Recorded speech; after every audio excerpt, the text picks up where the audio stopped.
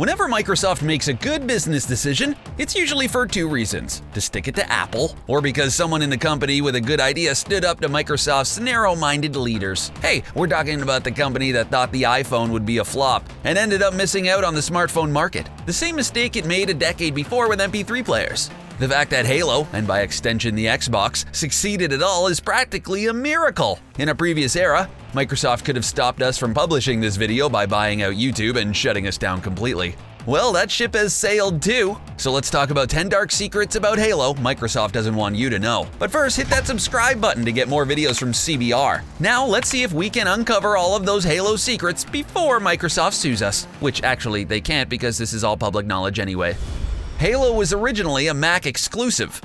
Halo was designed by Bungie, and back in the 90s, Bungie designed games exclusively for the Mac. It was a small but critical niche to fill. After Steve Jobs was forced out of Apple in 1985, the company seriously went downhill. With the rise of Microsoft Windows, the infant computer gaming industry pretty much became PC exclusive in the 1990s.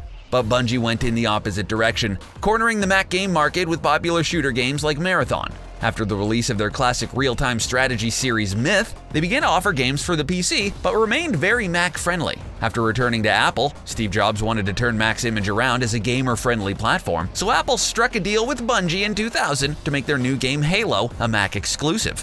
What did Microsoft do? They did what they do best. They just bought Bungie, denying Jobs his gaming victory and making Halo exclusive for their new Xbox the following year. And not a moment too soon, the 1998 antitrust case against Microsoft made them look onerous and stodgy. Age of Empires aside, Microsoft was just a company that crashed your computer while you wrote your term paper. Halo made Microsoft kinda cool for the first time. Halo was originally a real-time strategy game.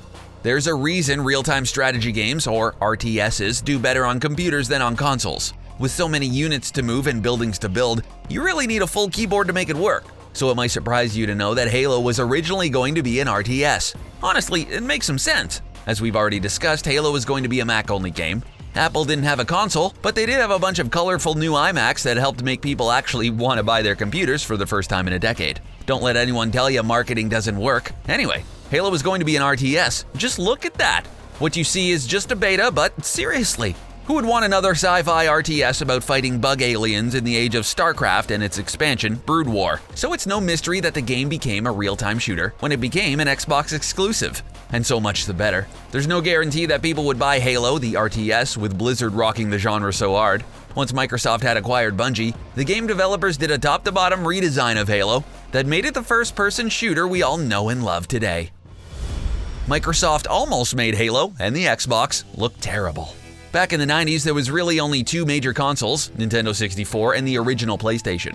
And despite the fierce corporate competition, they had one thing in common: colors. Both consoles sported a gray background with a logo of blue, yellow, green, and red.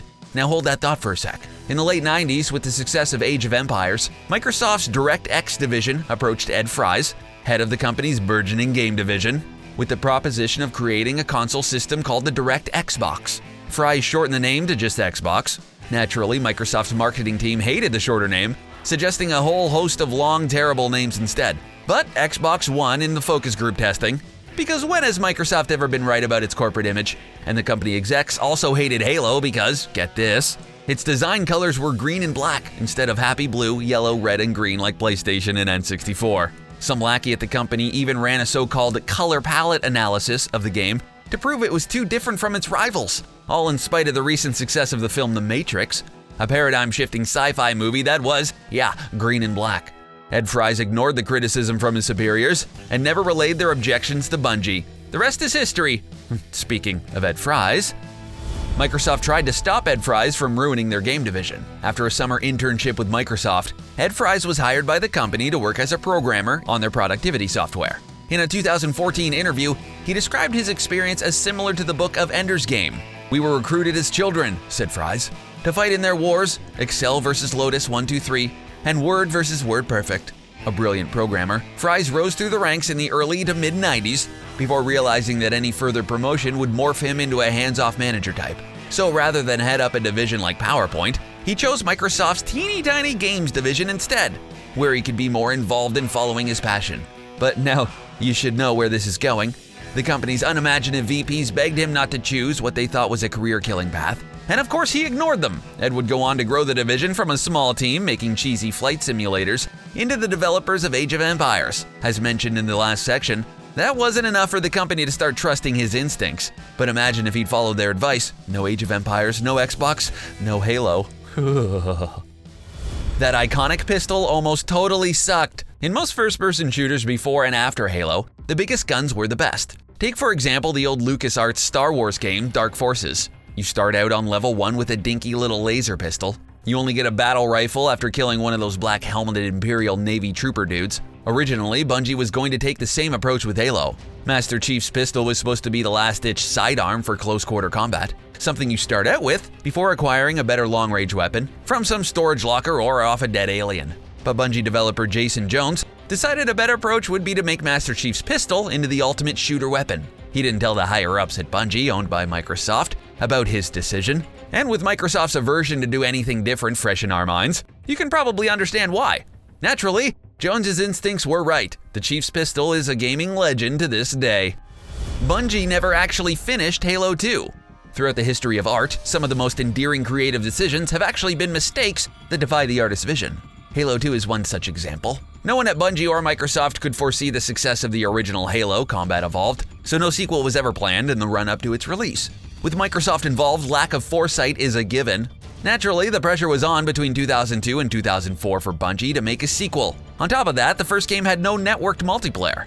The sequel all but demanded its inclusion, so you can understand the pressure Bungie was under. In spite of Bungie's boundless imagination and game design chops, they were so behind schedule that they never actually finished Halo 2's storyline. Veterans of Halo 2 will remember the game's cliffhanger ending. The Covenant, the series' main bad guys, have invaded Earth. Just as Master Chief sets sail to save our pale blue dot, the game just ends. Frustrating, but also a great way to drum up enthusiasm for yet another sequel.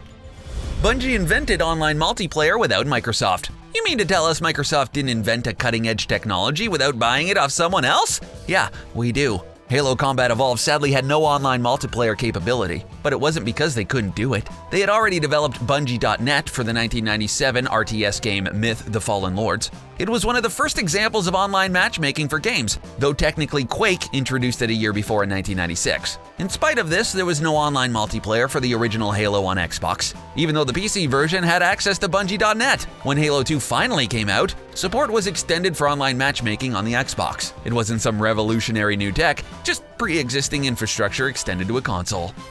Bungie split from Microsoft after Halo Reach.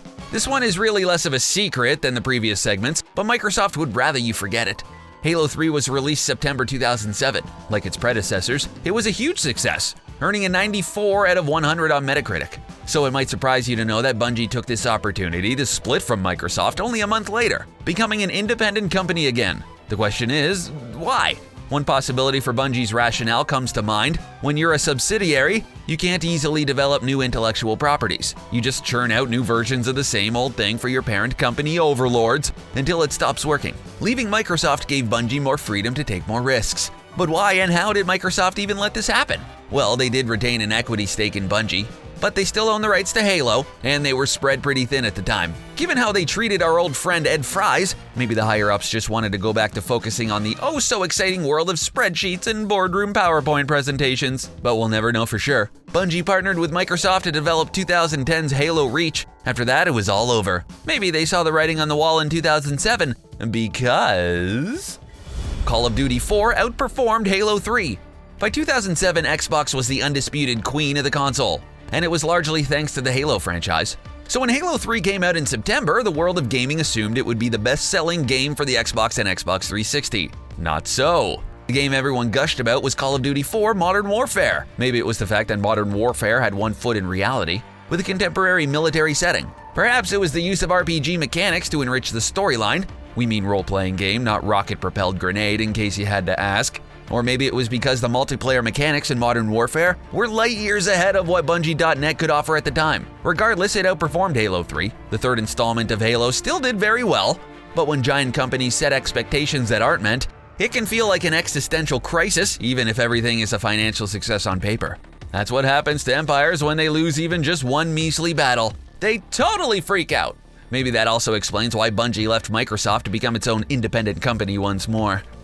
Microsoft seriously poached Bungie's talent. The same year Bungie parted way with its parent company, Microsoft founded 343 Industries. It was an entire subsidiary devoted to keeping Halo afloat after the geniuses at Bungie had left. Actually, the geniuses at Bungie didn't actually leave. Microsoft ended up poaching a lot of Bungie's talent. The most conspicuous example is Frank O'Connor. O'Connor wasn't a programmer, but a writer. He wrote the scripts and novelizations for the Halo games and maintained a blog on Bungie's website, making him the face of Halo for most fans. His departure for 343 Industries was a big loss for Bungie. Microsoft had plenty of programming talent, but you probably wouldn't trust them with creative storytelling. One look at their marketing says none of their in-house copywriters are slaving over some brilliant novel at home. Bungie went on to develop the Destiny game franchise, which has done very well despite initially middling reviews. Their partnership with Activision Blizzard ensures that they maintain all intellectual property rights for games they develop together. But the heyday of Halo is long gone. Looks like nothing lasts forever. Okay, so you heard all the dark secrets we have about the Halo franchise that Microsoft would keep hidden if they could. Have you heard of any of these secrets before watching this video, or are they completely new to you? Let us know in the comments, and don't forget to hit subscribe for more videos from CBR. See you next time.